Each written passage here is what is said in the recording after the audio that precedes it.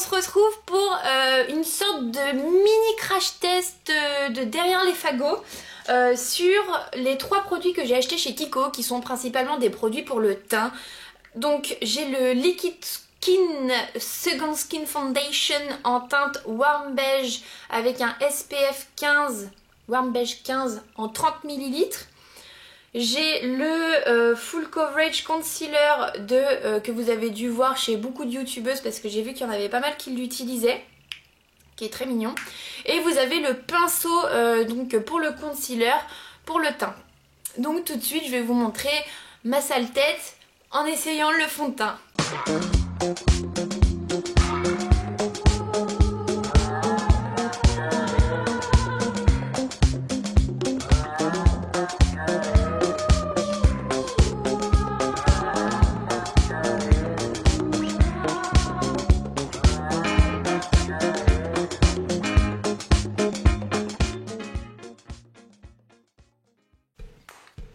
Donc au niveau de l'application, moi je suis pas très fan puisque c'est forcément un produit avec lequel il est plus facile d'appliquer avec le pinceau. J'ai vu le pinceau en magasin et j'avais vu du coup la vidéo juste avant de Sandrea où elle disait que justement pour elle c'était pas pratique et que du coup comme elle avait la peau un petit peu sensible, ça lui faisait mal entre guillemets, enfin c'était pas agréable sur sa peau quand elle l'appliquait.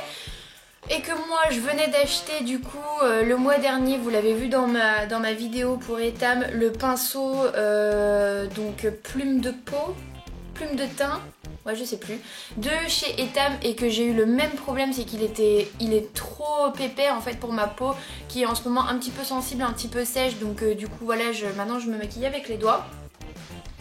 Donc j'ai décidé juste d'acheter le fond de teint seul et de l'appliquer seul. En fait, comme je fais d'habitude, je l'applique en fait là, dans mon creux de main.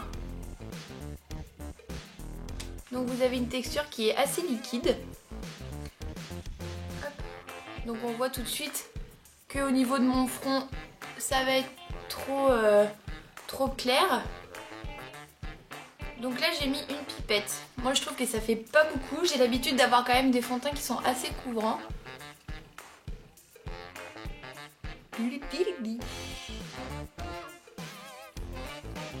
Alors effectivement on n'a pas l'impression d'avoir grand chose sur la peau.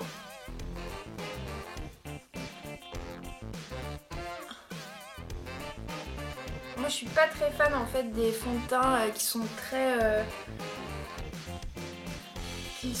peu couvrants comme ça. J'aime bien avoir quand même un petit peu de couvrance parce que vous voyez j'ai un petit peu des petits problèmes en ce moment de peau.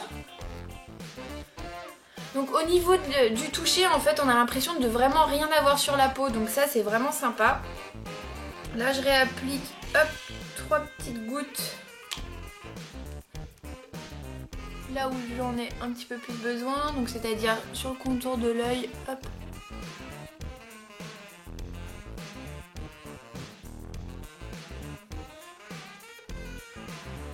Elle ne les a pas masqués. Sur la peau, j'ai une texture qui est assez douce.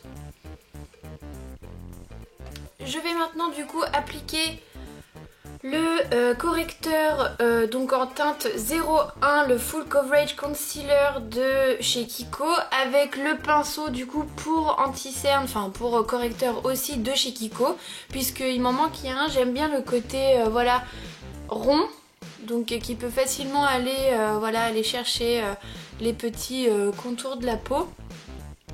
Et en même temps qu'il puisse du coup, grâce à sa, au fait qu'il est vraiment condensé, qu'il peut venir vraiment appliquer de la matière là où j'en ai besoin. Donc je pense que celui-ci il va mettre peut-être un peu trop clair pour cet été.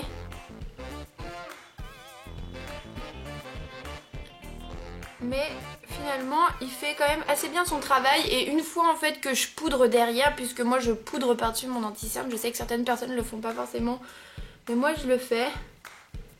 Je trouve que c'est vraiment un très très bon produit. J'avais hésité entre celui-ci et celui de chez Yves Rocher, et malheureusement moi j'avais celui en stick de chez Yves Rocher que je n'aimais pas du tout.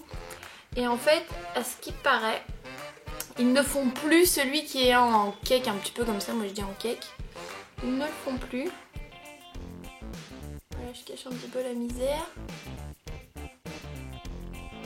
Petites imperfections. section un petit peu rouge.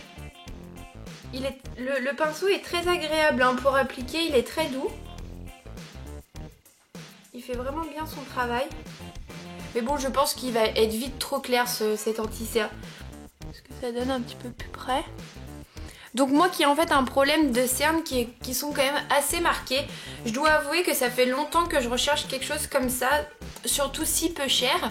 Mon avis sur le fond de teint, c'est je pense un très bon fond de teint pour les personnes qui souhaitent quelque chose qui n'ait pas de matière sur le visage. Un fond de teint qui peut être sympa pour l'été puisqu'il couvre juste, il va unifier le teint. Il faut bien hydrater en dessous sa peau puisqu'il a tendance à marquer en fin de journée les petites peaux mortes, etc. Moi je l'ai porté au travail et c'est vrai qu'il a tendance à vite marquer. Moins que l'infaillible, mais quand même un petit peu. Ensuite, j'aime beaucoup le packaging, que ça soit du coup du fond de teint, des boîtes et même de l'anti-cerne. Je trouve que ça fait très pro.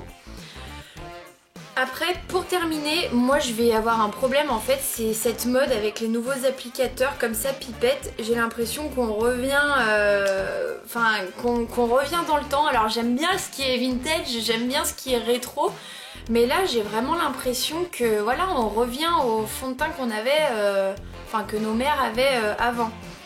Moi j'aime bien le fait que quand c'est airless, c'est-à-dire quand vous avez un flacon pompe et que ça remonte, en fait vous avez une petite valve qui remonte, ça veut dire que le produit en fait n'a pas de contact avec l'oxygène et donc en fait on a moins besoin de mettre des conservateurs à l'intérieur, alors que là-dedans dans une pipette qui retourne à chaque fois dedans, ou pareil pour les fonds de teint où on doit mettre les doigts, etc., les fonds de teint gras, moi j'ai un peu de mal avec ça puisque du coup les marques sont obligées de mettre encore plus de conservateurs dedans alors qu'il suffirait juste de faire un airless et ça irait très bien.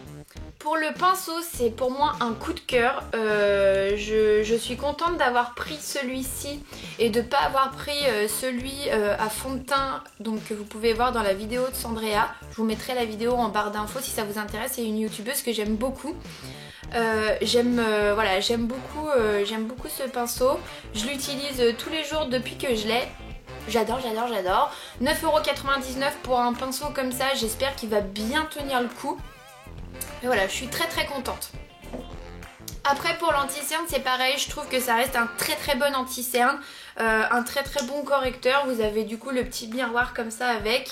Donc moi je l'ai en teinte 01, donc c'est la plus claire. Donc malheureusement je pense que peut-être pour les personnes qui sont très très très très claires de peau, il vaut mieux essayer sur place. Vous avez une bonne couvrance, vous avez peut-être un côté un petit peu asséchant au niveau du dessous de l'œil. Pour conclure, mon sentiment à moi, si je devais noter une note, si je devais mettre une note sur 10 à ce fond de teint, je lui mettrais... Combien je te mettrais mon petit bichou? 7, parce que c'est quand même un très bon fond de teint qui tient ses promesses. Il n'a pas d'effet matière sur la peau, même quand vous l'appliquez, vous avez une matière qui est voilà, très fine. Je trouve qu'il est peut-être un petit peu difficile d'application de par la pipette.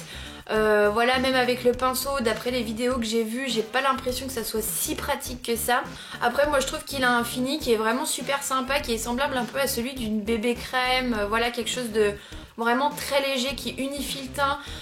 Comme premier fond de teint, moi vraiment je le recommande puisque du coup il est non comédogène. Peut-être pour les teintes vraiment très très claires, il n'y aura peut-être pas forcément votre couleur. Je pense que s'il avait été un tout petit peu plus hydratant et un peu plus facile à travailler sur le visage, voilà, quelque chose de plus fluide, qu'on puisse mieux travailler, je lui aurais mis 10. Pour l'anti-cerne, je vais lui mettre 8. S'il avait été également un tout petit peu plus hydratant, je lui aurais mis 10. Mais pour sa couvrance, pour sa couleur, pour sa tenue dans la journée, je lui mets 8 sur 10. C'est vraiment un très très bon anti-cerne. Pour ce qui est du pinceau, je vais lui mettre 9 sur 10. 9 sur 10 puisque c'est vraiment quelque chose d'assez... un outil qui est vraiment très pratique dont j'aime beaucoup me servir et qui me manquait dans ma trousse à maquillage. Le seul petit point qui manque, c'est que parfois je sens que, voilà, que ça pique un petit peu dans le pinceau, mais c'est vraiment très léger. C'est vraiment juste chipoter pour chipoter. Mais comme rien n'est parfait et comme tout est fait pour être amélioré, voilà, je lui mets 9 sur 10.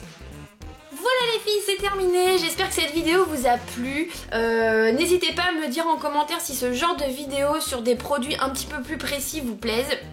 Dans tous les cas, moi j'ai été très contente de tester ces produits et de les découvrir.